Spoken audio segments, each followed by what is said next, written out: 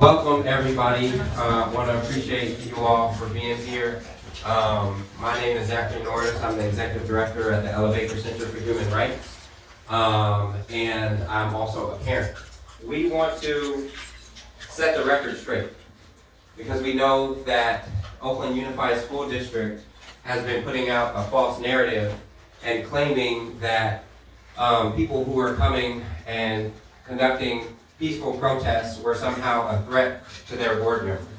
And one of the things that really galled me was seeing the communications director, John Sasaki, say, well, we need to have these barriers up. We're concerned about the safety of one of our pregnant board members.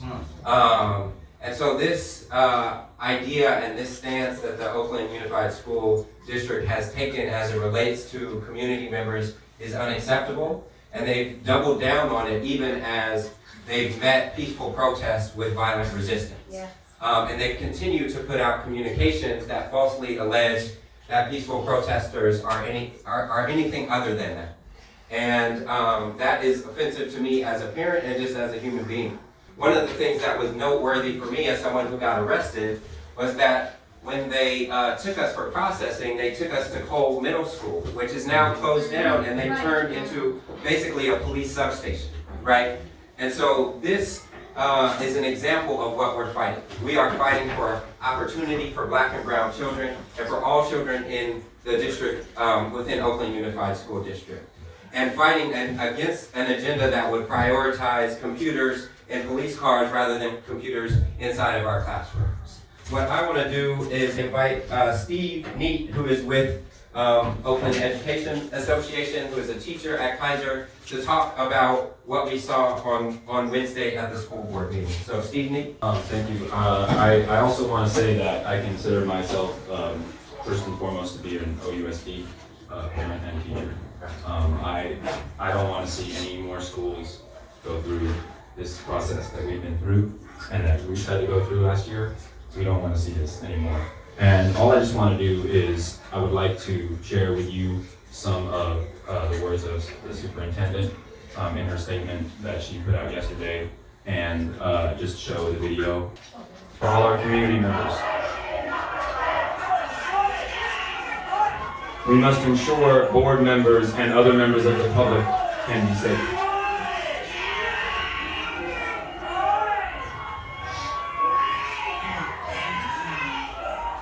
It is clear that the tactics of this group have escalated each time.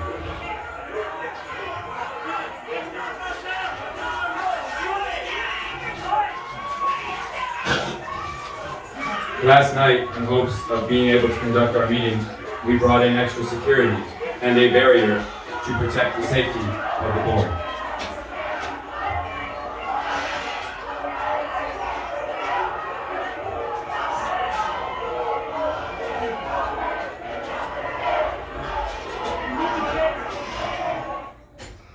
From about 1 minute into the chanting, the school board and the superintendent were no longer present in the room, and there was no one being protected by that violence. There was no one on the stage. There was no one even in any possible danger, and I think that needs to be made clear. There is an organization that has been fighting police brutality and the policing of our schools for a long time. Their executive director, Jackie Byers, is a dear ally of mine, and I have so much respect for the work of the Black Organizing Project and their program called BOSS. And so I wanted to invite up a representative from BOSS to speak to you all and to speak to their work. This is Jessica Black, and I'm the organizing director for the Black Organizing Project. We are an all-Black grassroots organization made by the people, working for the people, and have been fighting for justice in our schools and communities for the last 10 years. We are here today because, quite simply, enough is enough. The violence and police response we witnessed this Wednesday to community exercising their right to freedom of speech during the school board meeting was sadly not surprising. For years, we have shared stories. We have gathered data and information. We have brought to light the over-investment of policing. We have brought to light the disproportionate confinement of African American males. We have brought to light the disproportionate suspensions and expulsions. We've brought to light their hideous and atrocious police department. Here in Oakland, here in Alameda County, Oakland is the only city that has an entire police department with an investment of $6.5 million. We also have brought to light the physical and psychological trauma the presence of police have on our ability to feel human. It has been made clear to us for years the district is not interested in true safety for our students. We have called for a Black sanctuary in Oakland. Since last year, we've been putting out that we want sanctuary for all. And sanctuary for Black students also means that we do not have a police department in our schools. The community has been yelling loudly, teachers, educators, parents, students, directly to the school board, very directly through testimony, through meetings, through social media, continuing to put out the message. Police do not make us feel safe. They are rogue. They're the biggest gang that exists, and we know that. And by the school sites choosing, or the school district choosing to continue to have a police department, what that does is it exposes our children early that it's okay to be surveillance and controlled socially. And that's not the message that we're giving our children in our homes. Yes. So we're here today to stand for our people, to take a stance against the careless investment of taxpayers' dollars. It was really interesting to us to see how the police officers were able to roll up in 10 cars, have a fire, OPD, 10 cars, have a fire department present, and a paramedic. When in our communities, when something seriously happens, we get put on hold. Yes. They had a helicopter out there. That was ridiculous. Look at the waste of our tax dollars. Why are you sending this many police to come and surveil just citizens just speaking their mind? Why are you criminalizing our communities like that? Wednesday is only an extension of what we've been fighting for the last 10 years. We have been saying this. We've been saying this very clearly for the last 10 years. Police don't belong in our schools. They're rogue. They're arresting our children. They're setting our children up. When people are talking about the school to prison pipeline, we're fighting to eliminate the police. Why? Because that's where the ideology sits. There's an ideology that has to be broken. This stuff is rooted in anti-Black racism. We're very, very, very clear. On one hand, we hate that this continues to happen, but we're glad that it finally got another level of exposure. Because every day, when our students are walking out the door, when our students are walking through the community, our students are police. There's housing police. There's transit police, there's school police, there's unarmed security officers. On every level of life for them, there's a level of policing. And these same police that come in our communities and snatch our folks away for things that don't even make sense. In our community, we have been going through a 50-year assault of economic violence, gentrification. People talk about Black migration. This is gentrification. We are being pushed out. We're being pushed out of everywhere. We're being pushed out of jobs. We're being pushed out of our homes. And now we are also being pushed out of education, a system that we fought for. Our community fought for public education. And now we have to fight for our students to be able to stay in and to be able to be safe. And now we have to fight to explain that our children are human and that they don't need to be policed. And now we have to fight to explain. If anybody knows the history of policing in this entire country, we have to explain that our children are humans, they're not chattel property slavery, and that we don't need them to be surveillance. We need our children to be wrapped in love. We've been fighting for 10 years on the ground here in Oakland. We've been fighting across this nation, throughout the state of California, to talk about this thing. And there are people who are starting to listen. There are people who are actually making strides to end contracts with police, to stop children from being searched and things being seized at school. There are folks that are listening. It's time for OUSD to listen. OUSD has a decision to make. They can choose what side of history they want to be on. And let us be very, very, very clear in what we're saying. It's time to end racial harms caused by the overinvestments in surveilling and policing of students, and address the underinvestment in significant resources like counselors, after-school programs, nurses, teacher salaries, and special needs services that lead to these complex issues like school closures, school push-out, the depletion of services and resources to our folks. Oakland Unified School District, again, is the only school district in Alameda County that has a police department. Why? So our other ask for everyone in the room also is, so again, we've been here for 10 years fighting this fight. We're at the point we're gonna eliminate this school police department by 2020. That is our goal. 2020, we will eliminate this school police department.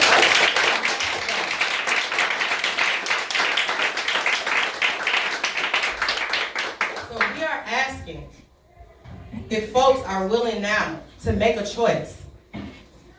And the choice is very clear. What side of history do you want to be on? Will you stand with us in this fight? Yes. What you all experience, this is a daily thing for our community. When our children walk into schools and they see police, there's an instant fear all the time. Will you fight with us? Will you stand with us as we take this down?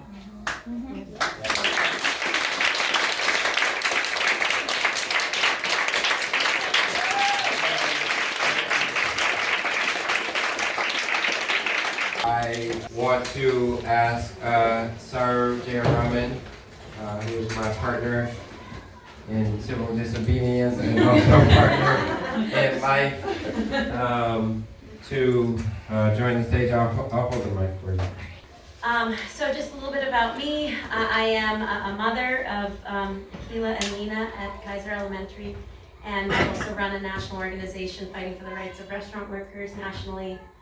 I'm also a professor at UC Berkeley, and have been engaged in this fight with so many of my fellow parents and teachers and children, called, No More School Closures, Oakland Is Not For Sale.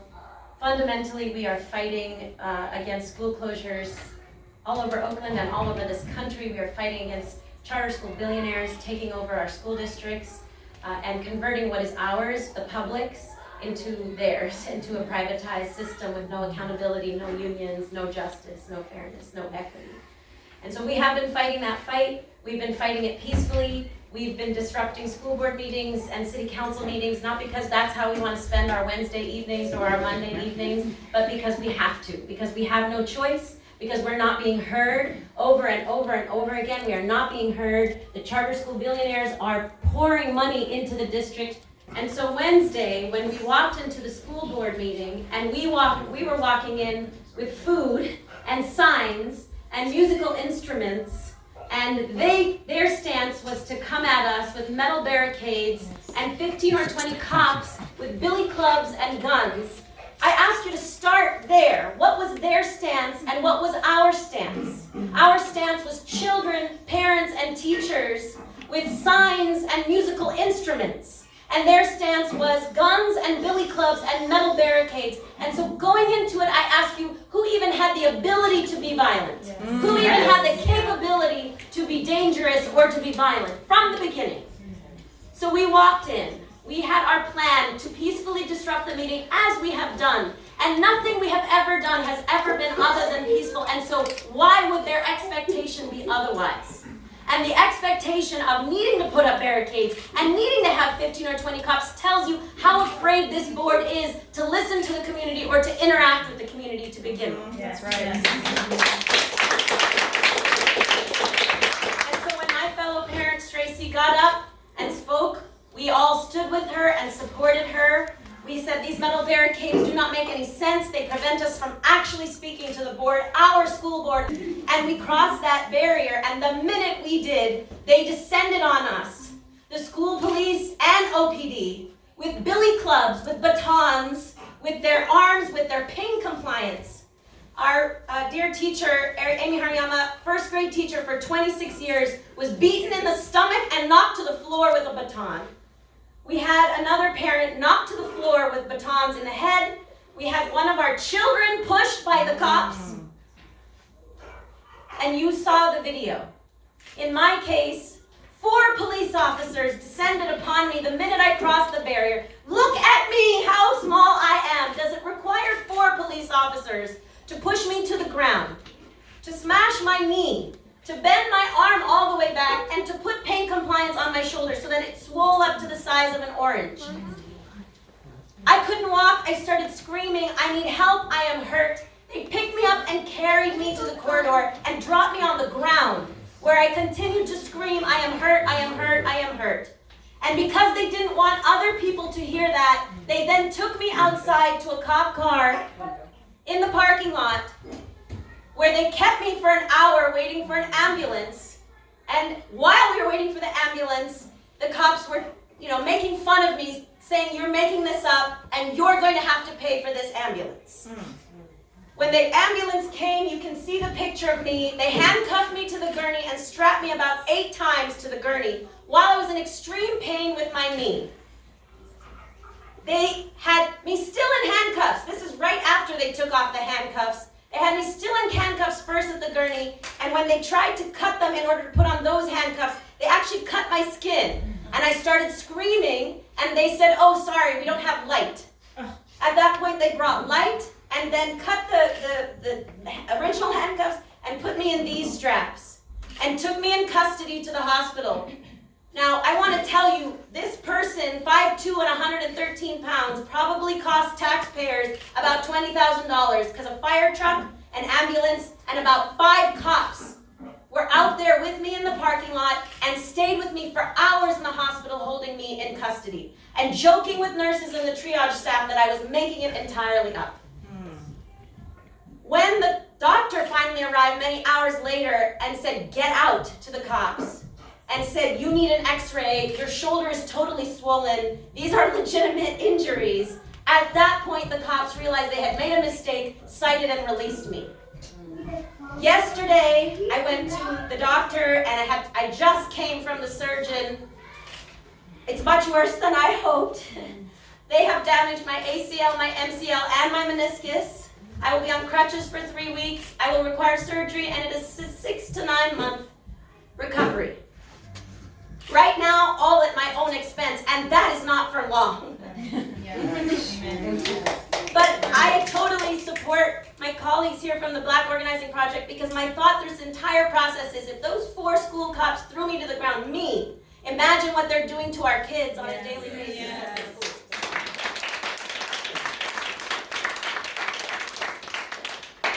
And I guess the part that, hurts me the most of all of this is that my children were watching this. My 7 and my 9-year-old were watching this. One of their friends was pushed. They were shocked. You heard Akila's statement. They were traumatized. While I was in the hospital, my mother-in-law finally came several hours later and said they've been crying all night. They cannot sleep. They're traumatized to see their mother and their father pinned to the ground and brutalized in this way. The superintendent sent out a note, as I'm sure you saw, in writing to teachers and to the community that no parent wanted medical attention. I don't know how that is possible when I was screaming the entire time, I am hurt, my knee is hurt. They left me on the ground, they carried me outside. How is it that there was an ambulance that came to take me to the hospital in custody and no parent asked for medical care? If that is not an indication of how flagrantly this board lies, then nothing is. That's right.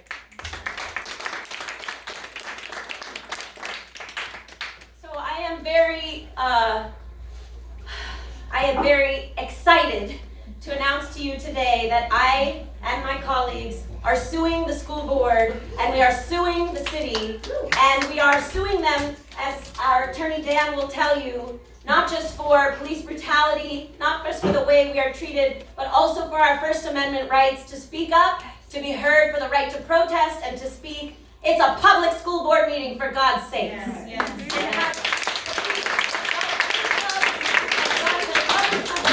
for this to happen to anybody at a school board meeting is outrageous.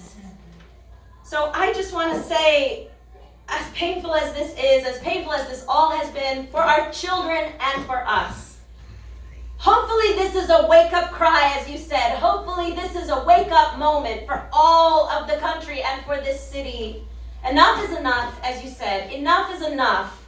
Enough is enough with the privatized millionaires trying to take over our democracy. Enough is enough with people of color being treated the way that they are treated. Yes. Enough is enough with police in our schools. How absurd and ridiculous is that? And so the demands, as you heard earlier, hopefully, that we are making is that there will be no more school closures until after November 2020 when we vote on schools and communities first. Number one. Number two. If you actually care about education, then stop this absurd $75 million Camp Sweeney probation camp and put that money into our public schools.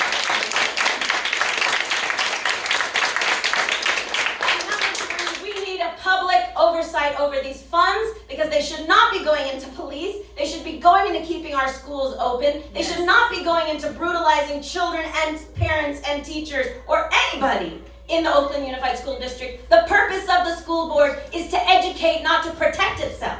Mm-hmm.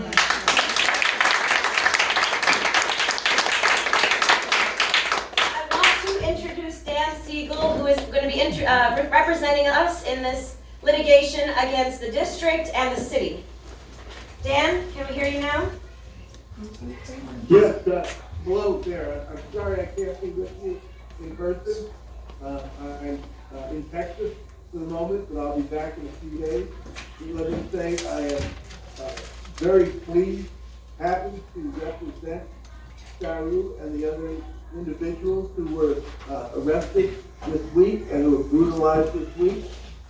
Speaking as a former school board member who has been involved in this fight over school closures since 2003, I am outraged at the board and the administration for its complete failure to protect the rights of students and parents of students in the Oakland district.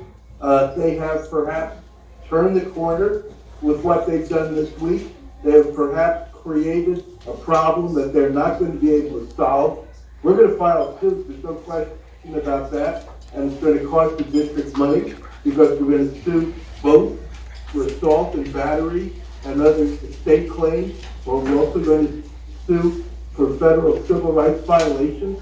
We're going to go to federal court and show the court that the district has picked out people who are engaged in First Amendment protected activity and have just imposed incredible brutality and unbelievable lack of care for our kids to call the cops in an event like this, to brutalize people, to do it in front of our children is unexcusable. And so I think that it's time for Oakland to stand up. What we've seen in the last year or two is we've seen parents and teachers throughout the country, beginning in West Virginia, Oklahoma, Arizona, Chicago, Los Angeles, go to bat not just for teachers, but for parents, for students, to end this charter school domination of the school district and to create a dynamic where we in Oakland will have control over our school system and will force the board to utilize its resources for the betterment of our students. What happened this week is inexcusable. I have to say that it seems in my mind to be linked to the brutality against our former council member, Wilson Riles. Oakland police were completely out of control, just as the school district police were the other day. And we're going to take legal action, and along with that and your efforts, we're going to make change in this city. Thank you. I just want to say one more thing, which is, I think we have an extremely strong case against the city and the district, but me personally, beyond covering that ambulance, which they are going to cover, if we do get any winnings, and if we do win, I will donate all of that funds back to this movement, because this movement it's not just now, it's not just one school, it's even not just the next set of schools. This is a long-lasting movement to actually control our public school system as we the people, not the billionaires, we the people will control this school system.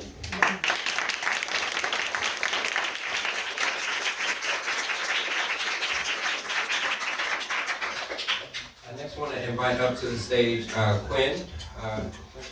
Okay, right on.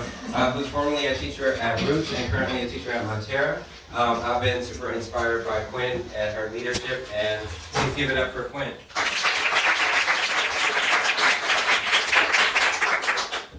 Good afternoon. My name is Quinn Ranigan. I'm a former Roots International Academy math teacher. I taught 7th and 8th grade math. So I'm here to tell you a little bit more about the whole story. Roots International Academy was voted to be closed on January 29th this year. Our school community was not included in any discussions about the plans for our middle school students and our school staff. Our students are now in schools that are facing closure, and the blueprint for quality schools, such as Soul and Frick. Like other schools in this process, there were no adequate supports for any of us. So our students are again being impacted by school closure right now. This process was and continues to be harmful for my students and colleagues who already confront daily systemic harm, just as Bob has spoken about. This will continue to happen to schools, especially in the flatlands. After what we went through, I am not surprised by the lack of integrity that we are seeing from OUSD.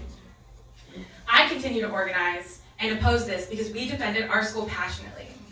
Students and teachers believed in Roots. That's why I taught there. I believed in Roots. We were teaching through arts integration. Students were learning about how to defend themselves and teaching students what it meant to fight for themselves and their voice. They're learning about the master narrative and the counter narrative, about discrimination that's happened to their families and communities their entire life. I had a former student tell me this week, who's in high school, that they were doing a presentation about school closures and how it harmed them. She led the march from Elmhurst to Roots. A teacher at Elmhurst texted me today telling me about a student that missed us and missed our school and wanted to come back. It's October and my students are still mourning their school. The school board never listened to us. We shut down meetings. We showed up. They did not listen to us, and they're still not listening to us. They ripped our community apart. OUSD School Board must reverse Board Policy 6006. And just like Sarah said, we're calling for a moratorium on school closures until the School and Community First Initiative in 2020 happens. Because we don't want a single student to go through this experience again.